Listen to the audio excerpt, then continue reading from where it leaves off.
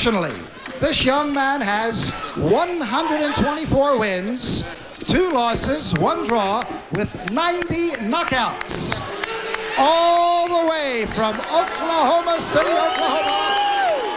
Here he is, ranked number 5 by the IBF, Buck Smith. This is a video I've been wanting to do for a long time, but since footage of this guy at the time was almost non-existent to where it was pretty much considered lost media, thanks to a boxing archiver by the name of Steve Armstrong, he recorded and archived what was pretty much lost media.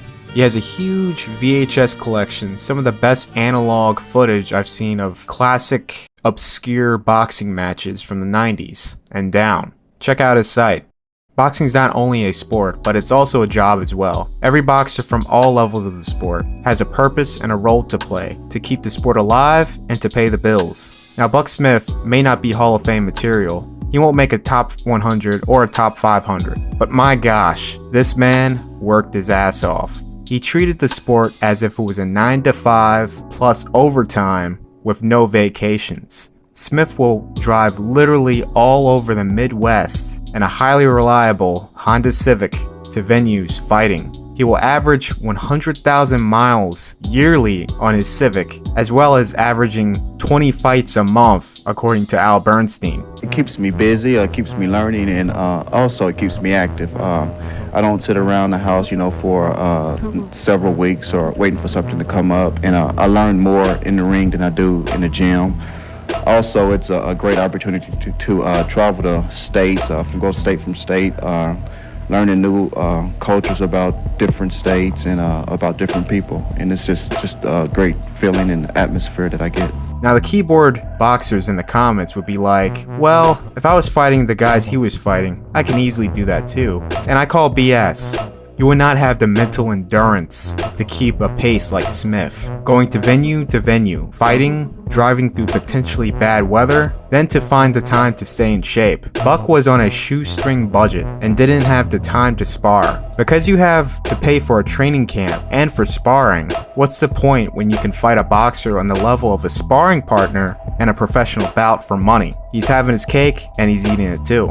He is developing, Buck Smith, as good a double left hook as you would want to see. These are the guys that he would be sparring against, many of them. And he says it's better if I'm going to do it, I might as well get paid for it, and I might as well do it for real, where nobody's slacking off. Everybody knows they want to try and win the fight. Yeah, he said he's seen too many people get beat up in the gym. The only time Smith will have an actual training camp, spar, and so on is when he's in a big fight, which is possibly the most old school thing. Buck's notable opponents where he had a training camp for was against Mark Breland, Robert Wangela, Kirkland Long, Harold Brazier, Kevin Pompei, Shannon Taylor, the great Julio Cesar Chavez, and James Buddy McGurk. When Smith received his second loss against 3-0 Olympic gold medalist Robert Wangela in 1989, Smith at that time was 22-1, and just 2 years later, he is fighting Wangela in a rematch. And the incredibly noticeable difference this time is, Smith is on a 69 fight win streak, has raked in an enormous amount of rounds and experience, sitting on a 91-2 record. The first time I fought him, I was a little bit unexperienced at the time because I had him hurt and had him down in the second round.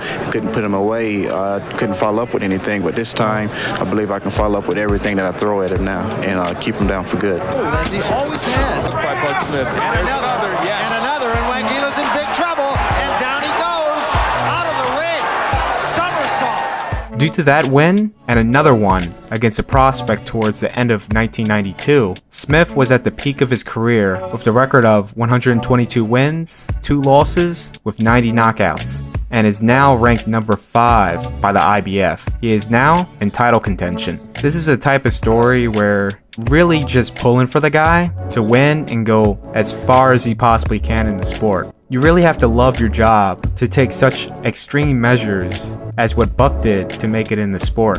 This has to be very rewarding for you guys. You run around the country in your Honda Civic, right? Right. All right. And taking these fights in small towns, this is a good moment for Buck. Oh yeah, well it's taken us 2 years and 200,000 miles later to get back to Vegas.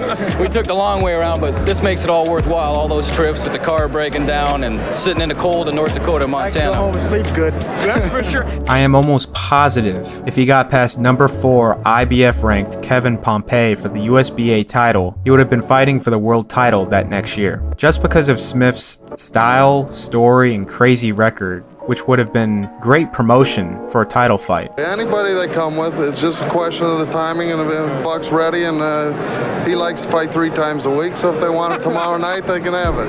All right, congratulations. The fight was rather entertaining. Both guys were going at it, not a single dull moment. By Pompei. And now it is Buck Smith fighting with his back to the ropes. Now there's the jab of Smith. He doesn't use it normally. That's how he should use it. Good left hand staggered Pompei. And I'll tell you, I was just going to say, he needs to be the old Buck Smith now. Just go after him. And that's what he did with that hook. You know, he can land the hooks from there. He caught most of Pompei's bunch of punches. Look that right hand that drove Fight. Oh, there's the hook. See, when Smith throws the hook, oh, he hurt him. He did hurt him. And Pompei now. But Pompei was slightly up on the scorecards. The 10th round being the ultimate deciding factor in the fight, Pompei was starting to really stalk and overcommit with his shots, thinking Buck was pretty much at the end of the road. Pompei is oblivious despite Smith dropping his hands and showboating, to follow up and land the biggest punch of the night, completely putting Pompei on the defensive. Command on your card. I don't think you can argue with that. Buck Smith mocking Pompei, but Pompei at the same time. Whoa! Good right hand. Oh, my! And that really hurt Pompei. And now this is the one moment for Buck Smith. He's got to do it all right here. This is it. It's all on the line right here. Because give Pompei credit, though. I mean, he was out on his feet. Long way to go. Buck Smith just stalking Pompei now. And I think Pompei wants him to come here. The hook to the body, there's the hook by Smith. That's the punch. If anything will do it for him, but Pompei's still dangerous. Pompei's still hurt also. Yeah. And I think Pompei's going to catch a break. After a great rally, the ref came in at the worst possible moment, put a halt to the fight, and fixed the tape on Pompei's glove, giving him precious time to recover. Smith wasn't able to capture the same moment again in the 11th, and fought a bit too conservative in the 12th. Buck Smith will look at this tape and slap himself silly for not throwing more left hooks, because that was his ticket to win. Unfortunately, Buck came in short and lost a close, hard-fought unanimous decision against Pompei. As far as world title contention goes, that was unfortunately the end of the road. He was truly a fighter that came from the old school, and he still rocked on, driving all over, fighting a lot, but not as much as earlier in his career. In 1993, Smith raked in 30-plus fights, and it was gradually lowering year by year, till his final fight in 2009 against Damon Reed. Buck Smith retired with the record of 181 wins, 20 losses, and 120 knockouts. Smith is the only boxer since Archie Moore and Willie Pep to even rival the amount of career wins they had. Now in conclusion, how much money was Smith making? I would say he was making around $200 to $1,000 per fight. Televised fights on ESPN and whatever, it will be from $2,000 to $10,000. Since he is pretty much only paying for food, trainer, gas, car maintenance, lodging, and occasional hospital visit, which he can easily write off gas, food, and car maintenance as a business expense on his taxes. This dude most definitely was making $70,000 to $100,000 yearly for a hot minute. And that's good money for the late 80s and 90s. And depending where you live today, shoot, that's good as well.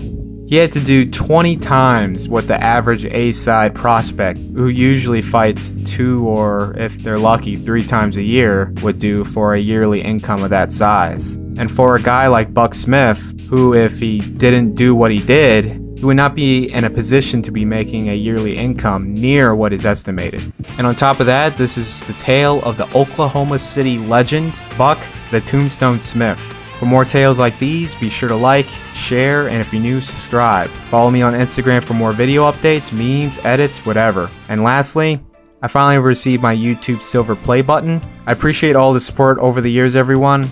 Y'all are just awesome, and I will do my best to always bring you quality content. I'm Office Honcho, and I'm out.